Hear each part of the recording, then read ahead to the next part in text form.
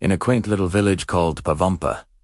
The wind always seemed to carry messages. The villagers believed that the gentle breeze whispered secrets, stories, and guidance, but only if they truly took the time to listen. It was a place where nature and people lived in harmony, sharing a special bond. Among them was a young girl named Mira. She had a heart full of curiosity and a deep love for the world around her. Her favorite thing to do was sit on the green hilltop overlooking the village, close her eyes, and just feel the wind brush against her face. She was convinced that if people would just pause and listen, they could learn the most important lessons of all, not from books, but from the rustling leaves and the sighing breeze. One year, a dark shadow fell over Pavanpur. The elders predicted a severe storm season, unlike any they had seen before. The skies grew heavy, and the winds, which once whispered secrets, now howled with a fierce intensity. Rain lashed down, threatening the precious crops in the fields and the cozy homes that dotted the landscape. Fear began to creep into the hearts of the villagers.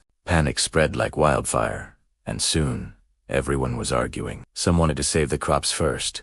Others insisted on reinforcing their homes, and many just didn't know what to do at all. Their voices rose in a cacophony of worry and disagreement, drowning out everything else. Amidst the chaos, Mira had an idea. She ran to the village square where everyone was gathered, their faces etched with anxiety. With a voice much braver than her small frame suggested, she asked them to do something that seemed impossible at that moment.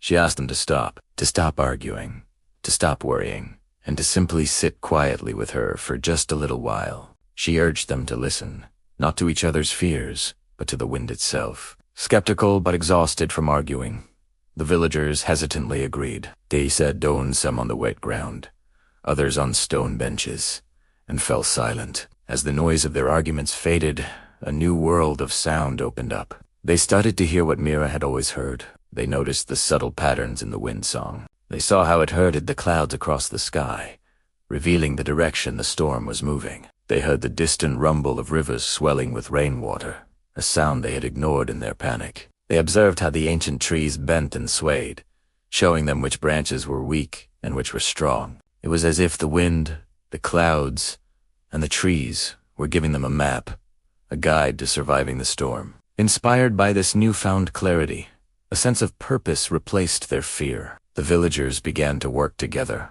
not as scattered individuals, but as one united community. They moved with a quiet efficiency, their actions guided by the whispers of nature. They reinforced the homes on the side of the village that the wind pointed to as most vulnerable. They cleared paths for water to flow away from their fields, following the natural dips in the land. They secured the loose branches the trees had warned them about. Each person knew their role, not because someone shouted orders, but because they had all listened to the same gentle guidance. When the fiercest part of the storm finally crashed down upon them, Pavanpur was ready. The winds howled and the rain poured, but the village stood strong. The homes held firm. The crops were largely saved, and most importantly, everyone was safe. The damage was minimal, a testament to their collective wisdom. As the sun broke through the clouds the next morning, the villagers looked around, not with relief, but with a deep sense of understanding. They realized that by truly listening to nature and to one another, they could face any challenge with calm and grace. From that day on, Pavanpur became known far and wide as the village of whispering winds, a place where the values of listening, patience, and cooperation were cherished above all else. The story of Pavanpur teaches us a timeless lesson. In our own busy lives, it's easy to get caught up in the noise and forget to listen. But if we take a moment to be still, to pay attention to the world around us, and the people we share it with, we can find the wisdom we need to overcome our biggest challenges together. Thank you so much for watching. If you enjoyed this story, please give this video a like and subscribe for more tales that warm the heart and inspire the mind. Until next time, listen closely.